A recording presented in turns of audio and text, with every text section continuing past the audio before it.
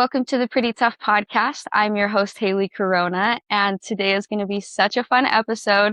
I have on one of my really good friends, and she's amazing. She is a college national champion, multiple time national All-American. She started programs in college, coached at multiple programs. She also owns a business where she's a lifestyle, fitness, and nutrition coach. So she has so much experience, so much to offer to this podcast. So excited to get into it with her.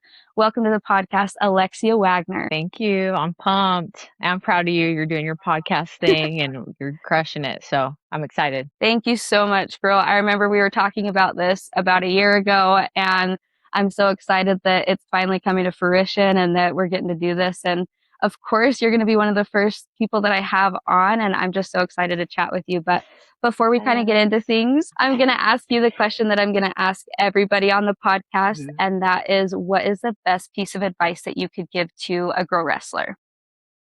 Yeah. One thing I always tell our girls is have the audacity. I love that word. Sometimes it can be used in a negative way, like, how dare you, kind of thing. But I like to use it in a way of you're dreaming big, you have the audacity, have confidence in yourself, believe in yourself, and do things that are maybe against the grain. And obviously, like, we want to surround ourselves with a good environment, but if you don't have that, have the audacity to be a little different and work hard and achieve your goals. So I love that word and try to embody that as much as possible and preach that to our girls. Wow, I love that. That is seriously such a good word, and that's such a great piece of advice.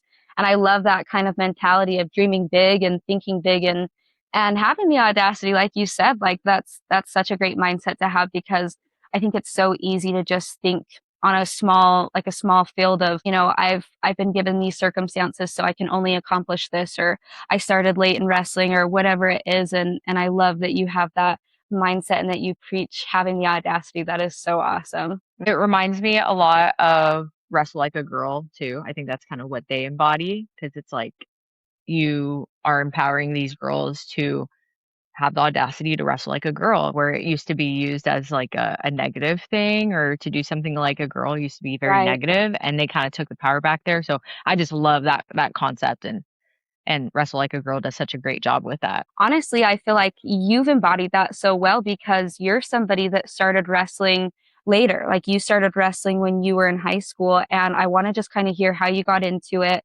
and how you ended up wrestling at, a national championship college, and just kind of how your journey began. So my older brother started wrestling. I feel like that's a common theme with especially my generation, or just a lot of girls in general. But my older brother started wrestling. I was in 8th grade at the time. He was a sophomore in high school.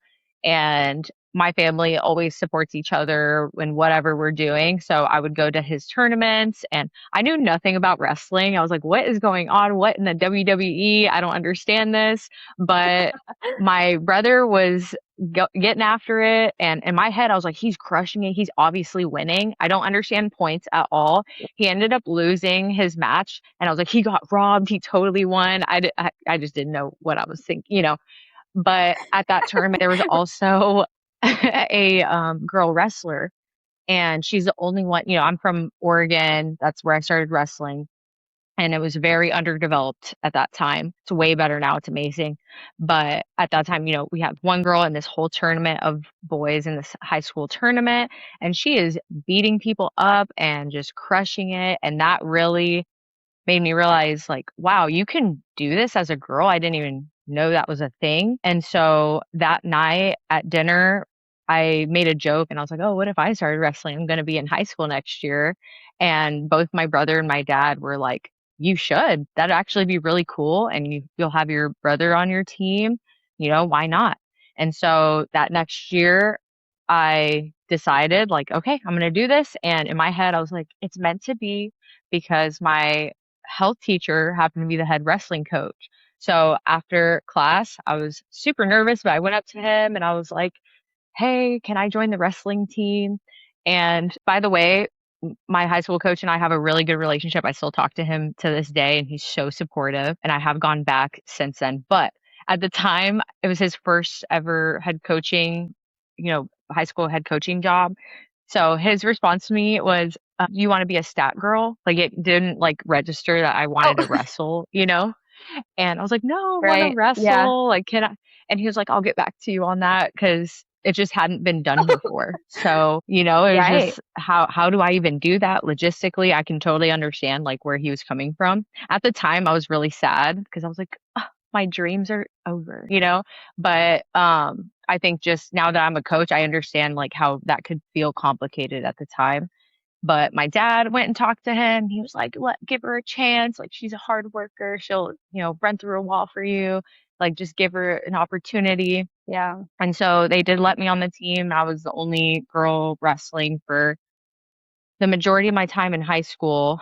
And then I was able to recruit one girl my senior year, but that kind of just seeing my brother, seeing one girl doing it, like inspired me to want to do it. And then having the right support system from my family and then later on coaches and teammates, like that was very pivotal for me and definitely changed my life. I'm a college wrestling coach now. So Right. Yeah, seriously. That is mhm, awesome. I seriously love I love how you're able to get into it and that even when it was something that, the coach was like, well, I don't know how this is logistically going to work. And it was something that you could have maybe been like, all right, well, guess it's not for me. But then, it ended up working out. I love that your dad went in and advocated for you. That's seriously huge, and that your dad was like your biggest supporter from day one is so cool. But I think that's such an amazing story, that especially knowing what you've been able to accomplish. I mean, you accomplished so much in your life already. Like, it's so cool that somebody was able to start in high school and then still continue to go on and have lots of success, where I feel like it's usually more like kids that start, younger ages that go on and have lots of success. But, you started in high school, and I think that's really cool and really encouraging to girls out there that are starting in high school, that there's still opportunity for them to do really well. They could go on and win a national title like you have and become coaches. And I just think that's awesome. Want to kind of know about how you went from wrestling in high school, you were wrestling with boys. How did that transition into you wrestling in college at McKendree University? for sure, it made me really, really tough. And I think that's why I embody have the audacity thing because I remember stepping into the room that very first day. I was so nervous. I was like shaking and sweating and like I was terrified walking into the room. And I do remember like walking in, it just felt like whether it was in my head or real, I don't know, but it felt like everyone just like looked over at me and was like, like, why are you here? And I really had to earn respect to even step into the room and train with all these people. And so I think that just made me tough and that mindset of just do it anyway and have the audacity to get into that room and work hard and earn your spot and earn respect. Like, why not? Because you're paving the way and it's bigger than you type of thing. And I just loved the sport so much. It was unlike anything else ever done and meant so much to me and how I carried myself, the confidence that I built. Like, I just genuinely had so much passion for what I was doing. I didn't even learn freestyle until the spring of my senior year. So I kind of just realized, okay, I'm going to go to Wow. college for this. I don't know how to do a leg lace or a gut. I remember my college coach, Sam Schmitz, he literally taught me how to do a leg lace on my visit. And I'm like, oh, wow, I need to get it Wow. together. I just knew I would do anything that I needed to do to reach my goals. Like I really believed in myself that much. And so I went to Fargo one time. It was my senior year and I placed fourth. And I was like, okay, like I can do this Wow. even if I don't know like as much freestyle. I think I can like really make something out of myself. And I wanted to make sure that I went somewhere where I was going to be supported. I had tough training partners and a coach that is okay with developing me. I also understood because I didn't have as much experience. I'm not like a big name recruit or anything. I went to McKendree with no athletic scholarship. So that was another Wow. thing. I'm like, okay, well, I'm just going to do what I need to do. I know I'm a great teammate, a good leader, and I'll do whatever it takes to be successful and put in the hours and the work. So I think that's what helped carry me. And then obviously surrounding myself with like-minded people and training hard and doing the extra workouts and prioritizing my nutrition and doing the right things. And people around me, if they want to go party, they want to do whatever else, like, nope, I'm staying back. I'm doing my homework. I'm getting good grades. I'm getting my sleep in, my water. Everything I'm doing is with my goal in mind. And that's, I think, what helped me be successful. Whether I won a national title or not, like that process of doing all that made me who I am and also helped me with creating a business and now being a mentor for other people. So I think that's like the biggest game changer for me for sure. That's seriously so amazing to just hear how like you were somebody that you started in high school, but then you saw the big picture of what could be, and you had the audacity to think big and being able to step into a room where you knew, okay, these are going to be some really phenomenal teammates. I mean, they're going to push me to be my best, and you're going to kind of step out of your comfort zone by going somewhere that, is really tough. And I think that sometimes people shy away from that and they want to go, where they're comfortable. They want to go to the level that they're at instead of going to a level that they could get to. And so I love that you have the courage to go somewhere like that and to know that even though you were still learning, you had to learn a gut and a lace and all these things you didn't even know that you had the courage to do. That is seriously so encouraging for girls out there that that they can dream big. And I love how you talk about doing all these right things. And I think so many coaches try and hit on this with their girls. Like, it's so important what you're doing outside of the room. I tell my previous team, practice is bare minimum. What we're doing in practice is bare minimum, and what you're doing outside of practice is key. So, how you're fueling yourself, your hydration, you're doing visualization, watching matches, all these things are key to, continuing to get better. And so I love that you're a perfect example of doing all the things outside of wrestling that it takes to get good at wrestling. So seriously, you're amazing. And I remember when I went to McKendree, I went there for a year, and you were at that time a co-coach or an assistant, where you were a graduate assistant, right? Is that what that would have been? Um, I guess so, yeah. What year did you go? You were in 2020 or 2021? Yeah. I think it was 2021, like it was right after COVID. Yeah, so for sure. I wasn't in grad school. I was like a volunteer coach at that point because I'd already graduated, but I just like came back and continued to help and train. Got it. Okay, yeah. And I loved wrestling with you. You were my favorite person to wrestle with because you were such an amazing coach, but like I just loved how you were able to wrestle with me and push me and say like, okay, these areas, like it's feeling like you need to do this differently, and it's feeling like, you could just make this little tweak, and you always push me really hard in the room. And so it was really fun to have you as like a partner, but also a mentor and coach. And then also seeing you in the works of starting your business was really cool to be a part of. So maybe talk a little bit about how you kind of got into coaching, why you decided you wanted to get into that, and then also at that time getting into your nutrition coaching, your lifestyle, and your strength coaching too. For sure. So I didn't know I was going to be a coach. I remember Sam saying like, "Hey, you should coach at McKenzie. Like, you should, you know, be be in it, like, full time." Right. Um, and I just at the time I was like, "Oh, I'm kind of tired of being broke and I, I want to be a physical therapist."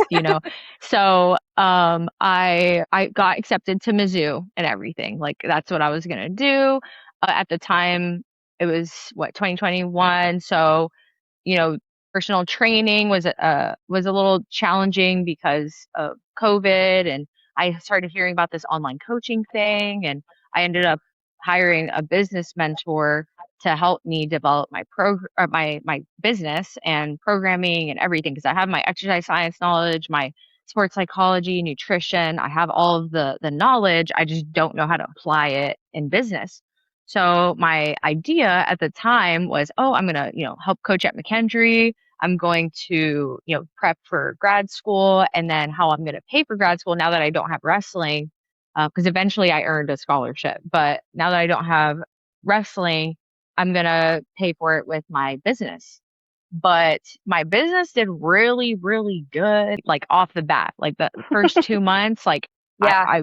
I paid like $10,000 to get this business coach, paid that off really fast and then some. I was Wow, like, oh, wow, okay, that's like this incredible. is pretty dang good. And I'm making just as much or more as a physical therapist at this point. So I decided to not go to Mizzou, and I knew that I wanted to stay involved in wrestling. So I just pivoted, stuck with online coaching and then helping at McKendree. As I continued my business and continued to grow it, I had, Joy Lewandowski was a coach for me, and the Flex Effect is what I called it. Um, and my husband helped, and I had like a ton of people helping from like McKendree and just like networking, whether that was like a media person or like admin work or, sales. Like I had people around me to delegate and like and work with, and it was so fun. I loved it. But it was also extremely stressful. And then it felt like I couldn't put everything I wanted to in wrestling. And I knew that like coaching is where my heart is at, wrestling is where my heart is at. It's done so much for me. So I kind of switched it to where now I do contracting work for a different company. I can only, and like now I just focus on coaching. So all the administrative and sales and marketing, like I don't have to worry about that as much. And I can put my full focus into coaching wrestling. So now I have about 25 to 30 clients at a time, that I work probably like 10 to 15 hours a week for that. And then, I'm able to coach full time with that. So it's really nice. Um, and it's worked really well. So it's crazy how you have a plan and God is like, nope, we're doing something else, and you just have to pivot, and and here we are. I love that. And it's seriously so true. Like, I mean, I think that we make our own plans, but at the end of the day, like He might have a different plan for us, and we might have timelines of when we want to accomplish things and what we want it to look like. But I think that it's out of our hands, but we can control our actions as much as we can, and our work ethic and all of those things. And I love that you said that. And I love that, I mean, that you were able to just kind of go with the flow and switch when you needed to switch. And now you found something that is really working well for you, where you can prioritize coaching and giving back where your heart is, and still be able to, have the business side of things that you need to. And I really want to know about, because I've obviously followed along the Flex Effect, your business for quite some time, and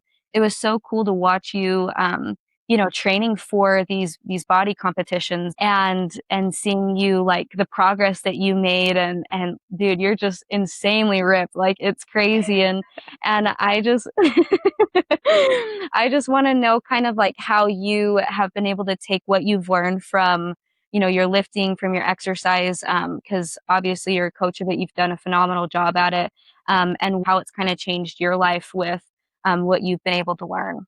For sure. Bodybuilding is a different animal. Oh my gosh. Wrestling's really hard. Right. So is bodybuilding in a different way. It's just like the meticulousness of your nutrition. Because with wrestling, you're just so highly active. You be a little more flexible with your food. You can eat a lot more. Like in college, I was eating, once I really dialed in my nutrition, I weighed like 127 walking around. I wrestled 124, and I was eating 2,500 to 2,600 calories a day. So that was really nice. But then, with bodybuilding, you are trying to get as lean as possible. I've never eaten so little carbs in my life. It was terrible, but it Wow. teaches Yeah. you a lot.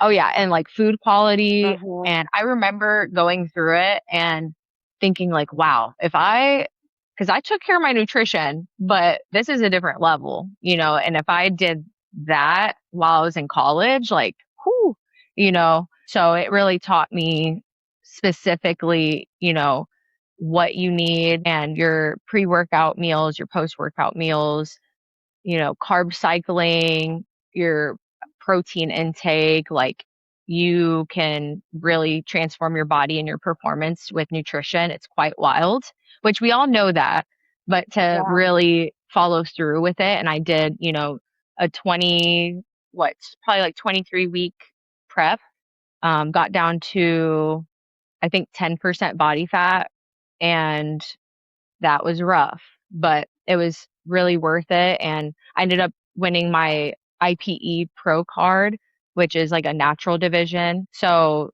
that was really cool to be able to put like my self-discipline and work ethic into a different sport and see how I do. Because after college wrestling, I remember just like I'm training so hard and like doing all these things. I'm like, what am I like? This is just what I do, I guess. And I felt like I wanted to put that into something and not just like I'm just a NARP at the gym, working hard for no reason. I don't know. Right. I'm just competitive. I want to do something. So that's kind of what brought me to bodybuilding and what I've learned there. I was able to, just be even more knowledgeable in nutrition to help my athletes, whether that's online or my wrestlers. I get a lot of questions about nutrition, so I give them information about that. I've made resources to help my athletes with their nutrition and certain girls that need to lose more weight. Like I'll literally make them an online client basically, and they check in with me once a week. I give them a plan. Like they just need to learn, how to eat properly and develop better habits. So certain girls I'll help with a little bit more in that regard. Otherwise, I typically just like give macros and guidelines and kind of help them because with having 25 clients online and, having a full team, I can't do that for everyone. It'll just be like specific people that really Right. need it. Especially, with high school, you have 235 as a weight class and college is 207.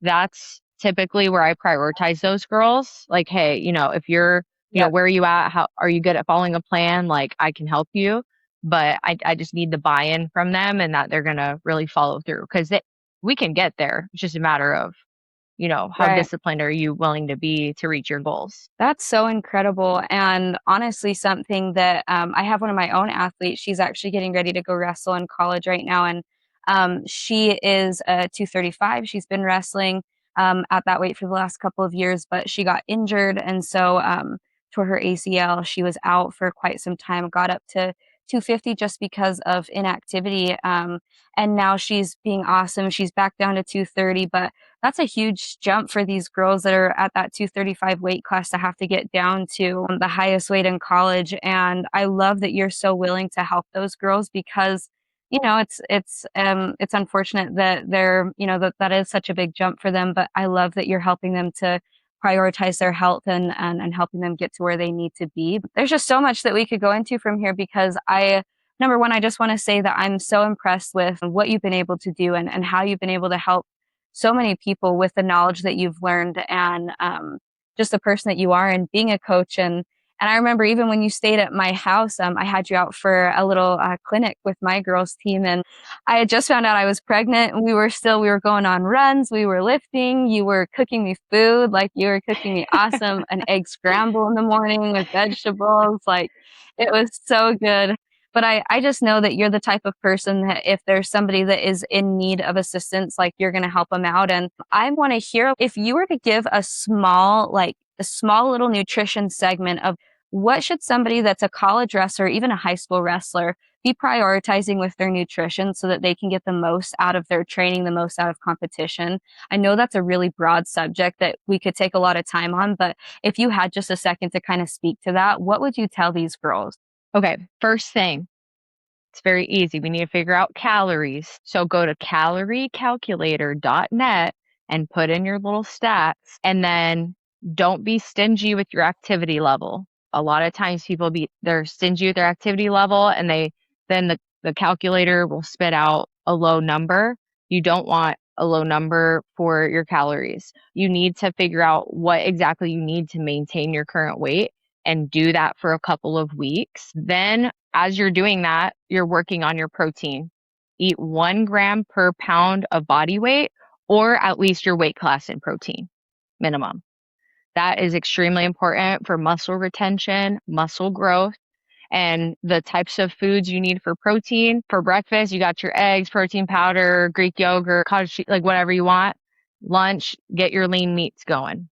Okay. And then maybe dinner, you do a fattier meat, whether that's salmon, ground beef, whatever. That's typically how I like to do it. So you have your breakfast protein sources, a lean protein source for lunch, and then maybe a fattier protein source for dinner, but not that fatty. We're not doing ribeye. All right. We're not doing all that. We're doing, a flank steak or 93.7 ground beef, salmon. These are still fairly lean, but they're fattier than your tilapia or chicken breasts.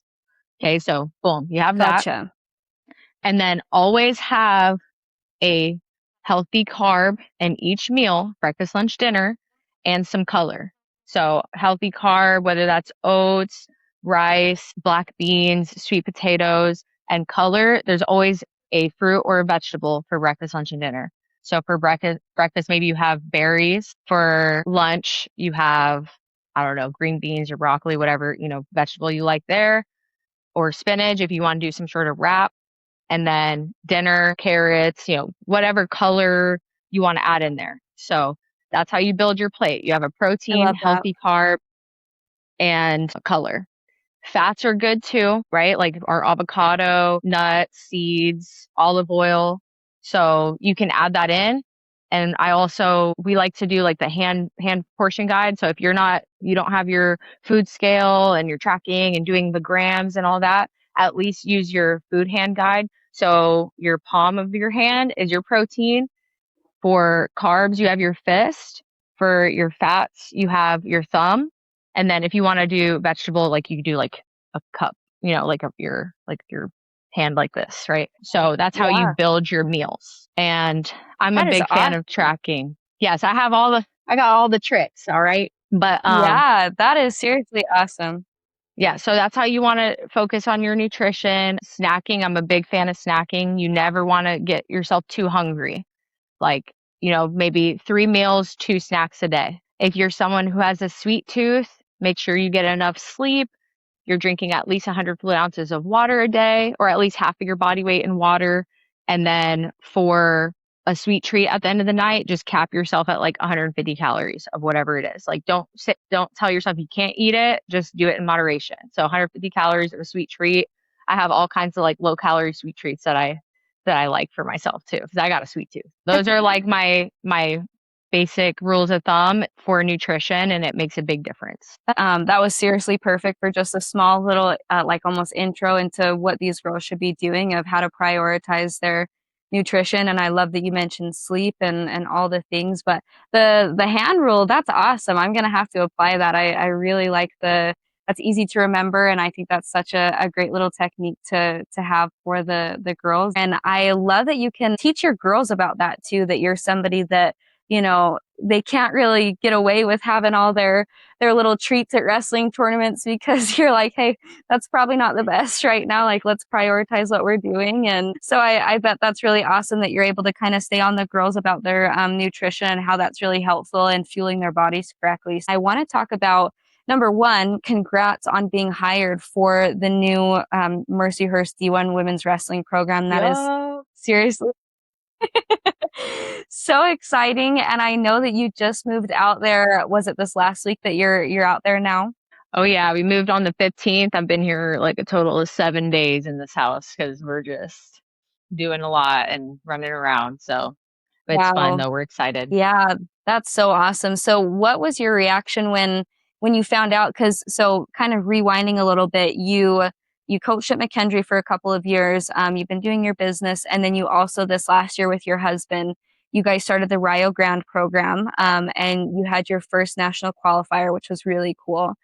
So kind of talk about where you guys were at with that, and then once you got I don't know if it was a call or kind of how you found out that you were going to be the new women's wrestling coach at this awesome D1 program. What was your reaction? Mhm. How did it lead to that? Yeah, so I loved Rio. It's a small school in Southeast Ohio. It's in a very rural area, which was really challenging because I'm used to being closer to a city and things like that. But Right. I really learned a lot being there, just being a part of that community and coaching with limited resources and literally doing everything ourselves. And I feel like that's a lot of our experience as college coaches. Like you're literally a business Right. owner, you're doing everything, So at the college level, that was quite challenging to do. And luckily, I had my husband to support me. But I feel that after the 2 years we were there, and just so many programs were popping up, and ultimately that was one of my goals. I did want to coach at a D1 program eventually. So when Mercyhurst got announced, I was like, okay, like let's shoot our shot and see what we can Right. get. And we applied to a couple of different schools, but obviously Mercyhurst was at the top of our list, and it's only 5 hours away from our previous school, which is nice. So that just seemed like a no-brainer. The interview process for college wrestling is insane. You're like 8 hours of meetings, basically. It's quite wild, but Wow. but I felt like my interview went well, and I loved the school. I loved the community, the athletic director, all the people that are involved in Mercyhurst and the success of the student athlete. It's just so apparent and such a family environment, and the campus is so lively, and it just got me so excited. I'm like, oh, I hope it works out. I thought my interview went well because I cracked a couple jokes. They laughed, so I'm like, okay, we're on to something here. So yeah, so I felt like it went well. And then I was actually at nationals, the NAIA nationals, and I got a call from the athletic director, and he basically offered me the job. And so we were extremely Wow. excited. We are just like jumping around all excited, me and Yeah. Keonte. So here we are in Erie, Pennsylvania. So we're pumped for this Wow. upcoming year for sure. That's seriously so exciting. And I love that you talked about how, your experience at Rio Grande, like although it was a building year and you were building the program from scratch. And I think that that's got to be, a huge undertaking and challenge in and of itself too. There's so many different things that you have to manage as a college coach, like buses, travel, accommodations, recruiting, practices. There's so many things that go into it that I'm sure that is a lot. And at a smaller school, I love that you had again the audacity to dream big, and you see these schools popping up in D1 programs, and that you put yourself out there and got hired. And I think you're going to do an incredible job, just knowing who you are, and being able to have worked with you myself. And as an athlete, anybody that goes to Mercyhurst is going to be extremely lucky to work with you. And I'm really excited that you guys are, taking this leap. And they got an amazing person. So I want to know what your vision is for Mercyhurst, what you want the culture to be like, and kind of your plans. Thank you so much. That's so sweet. I appreciate that a lot. And you mentioned culture, and that is number one priority is having a really strong family environment. And, I always say, with my wedding, like, 3 out of 5 bridesmaids were from my wrestling team, kind of thing. So we Right. we really like that feeling of these are my people. This is, these are people that I'm going to be friends with for the rest of my life and I care about. And I, still talk to a ton of my teammates to this day. And even, you and I still Right. have a good relationship. Like it's just so cool to connect. Right.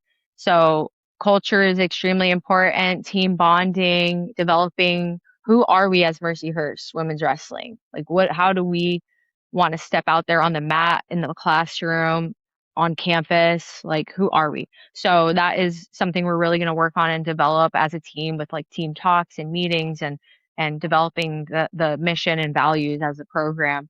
But on the flip side, as I said, we like to have the audacity. So obviously that comes with shooting big and dreaming big, getting people on the podium in year one, qualifying for national duels, qualifying our girls for nationals. So, that comes with being on the podium, of course, and ultimately taking people to U20, U23 World Team Trials, making junior world teams. Like those are the types of girls we're looking for and currently are getting. So it's really exciting, and we're going to make an impact in year one. And then for years to come, McKendree, my old school, my home ground, like they just won the inaugural NCAA national championship, and someday we want to do the same Yep. thing. So that's going to come with, you know, keeping our eyes on the prize and enjoying the process, getting better at wrestling, developing our team culture, and just having that like high energy, I get to attitude, and getting after it every day, and being united and growing throughout that process and achieving that. So yeah, it's gonna be a really, really good first year and years to come for sure. I love that. It sounds like it's going to be really fun to build that culture. At McKendree, I think it was awesome that everybody did feel like a family unit when we were there, at least my experience. And I'm sure that the culture that you're going to be able to create is something akin to what McKendree has and had before, in order to be able to get these girls where they need to be. I want to know kind of what your philosophy is on getting these women to be elite level athletes. So number one is our work ethic and attitude. And that's something that is completely in our control from a coaching standpoint, an athlete standpoint. So preaching that is extremely important to me. And we're not just relying on talent, or we're not just relying on, oh, I'll just kind of go through the motions and hopefully I get there. No, we're being very intentional with our training. So, being Right. creative, being intentional, and focusing on the fundamentals, and it is extremely important. So fundamental training, of course, we're really big on technique and developing our athletes. You don't have to come in as a national champ, you don't have to come in as a Fargo finalist. I definitely wasn't that. I wasn't a big name. Like I shared my story earlier. Right. It's, do you want to reach the highest level that you can for yourself? And are you willing to do what it takes? Then that's something I can work with. Are you coachable? Right. And then as far as like how we coach, we focus a lot on, you know, mental toughness training. It's a tough sport. It's a tough sport. So we've got to be Right. able to get used to being uncomfortable and embrace it. Are you someone who shuts down when you get pushed to your breaking point? Or are you someone who starts getting more energized? Like, let's freaking go. Let's go, coach. Put me in, like what kind of Right. energy are you going to Yeah. bring? So, and and that's a skill in itself. You might not come in that way as a freshman in your first year, but you're going to come out of Mercyhurst like that. People are going to think you're absolutely insane because you're just like, I want to do 10 more sprints. Let's go. Like that's what we want. We want a little crazy, right? And as coach, like Keonte and I coaching together, like I'm notorious for literally doing the practices, like full practice. Like I will do the sprints and the monkey rolls. Like I will do the shark bait because I literally love it that much. And people always say I'm crazy, but that's a compliment at that point. It's like that's kind of what we Yeah. want.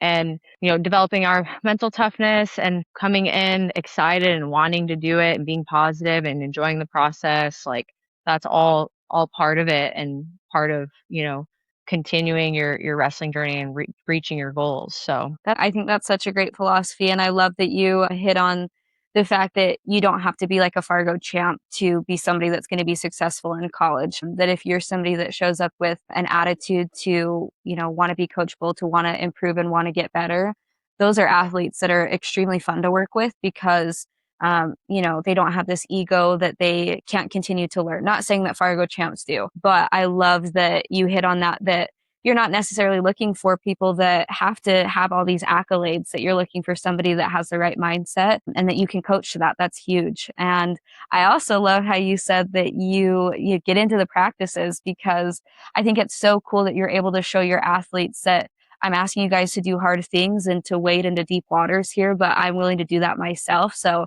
that was something that I would tell my high school girls, we're not going to ask you guys to do things that we ourselves haven't done or wouldn't do. And I love that you're an absolute amazing example of just like, guys, watch this, beat me in a sprint, like push me here, and I love that. I want to also hear about it. It looks like you guys have gotten a couple recruits already, but maybe speak to what you're looking for in your ideal recruit. If there's somebody listening to this that is like, man, this coach sounds like she's awesome, I want to wrestle for her. Like, what would you tell them in the process of reaching out to you or figuring out how to come to Mercyhurst? for sure. So number one is grades. I love wrestling and I prioritize wrestling, but grades is number one. And at the end of the day, I want to see you walk across that stage and have a good GPA and be successful in your life after college. So I want people that are a champion on the mat and the classroom. So we do speak on that a lot. Like that is really important. We Love have that. team GPA goals.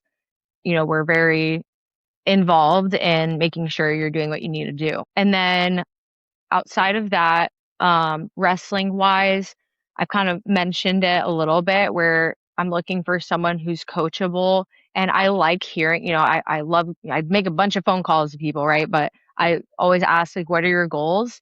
And I like hearing high goals. and just that you want it. You want to do something that scares you a little bit. One of my favorite quotes is from Muhammad Ali, and he says, "If your goals don't scare you, they're not big enough." And that speaks to how I think a lot and how we want our athletes to think. 'Cause if you don't believe in yourself, if you don't think you're going to be able to do it, how are you going to do it? You've already Right. lost. You can develop that confidence as you go, and that's our job as coaches, is to help you, and like, we're going to believe in you, but I can't believe in you more than you believe in yourself. You have to like be able to step out there, because at the end of the day, you're the one slapping hands and scrapping on your own out there, right? Right. So we do want athletes that, again, have the audacity, are coachable, they love the process, they like working hard, they want to be pushed. They don't want to be the best person in the room. Like, they want to get, smacked around a little bit. So that's good stuff. That's what we want. And yeah, so ultimately grades, and then coachability, work ethic, and having high goals and expectations for themselves. I think those are such great things to have in an athlete. As we talked about the coachability, we talked about the audacity, but grades are super important. And being a college athlete can be challenging, having to prioritize, grades, and maybe you have to work, and maybe you also have to, obviously show up to practices, and it's a lot to balance. But the people that are able to, figure it out or ask for help when they need it are, going to find success. And I love that you are looking for people that are going to prioritize grades and showing up. So awesome. I'm really hopeful you'll be able to get all the people that you're wanting. And I'm also curious, are you guys starting in the year 2027, or are you starting this upcoming year? This upcoming year, so we're on the recruiting grind right now, and we have over half our roster figured out at this point, which is really nice. We should have a team of 20 for year one.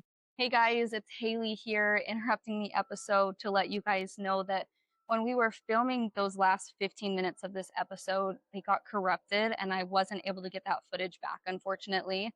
So in the future, I'm going to have Alexia back on the podcast so that we can keep the conversation going. And she dove into talking about how her and her husband met, how he's going to be helping out with the Mercyhurst program, and so many other fun things. So make sure that you follow along on her social media. She shares so many good insights on our coaching page with nutrition, with lifting, workouts, all the things. And then make sure to follow along on the Mercyhurst Women's Wrestling program. It's going to be really fun to see how they do this first year. And especially if you're interested in wrestling for her, make sure that you go and follow along. And then lastly, if you're not already, make sure to like, subscribe, and share this podcast with anybody you think could benefit from listening. And thank you for being a Pretty Tough follower. You guys are amazing, and I'm so appreciative of your guys' support. Thank you, guys. 1, 2.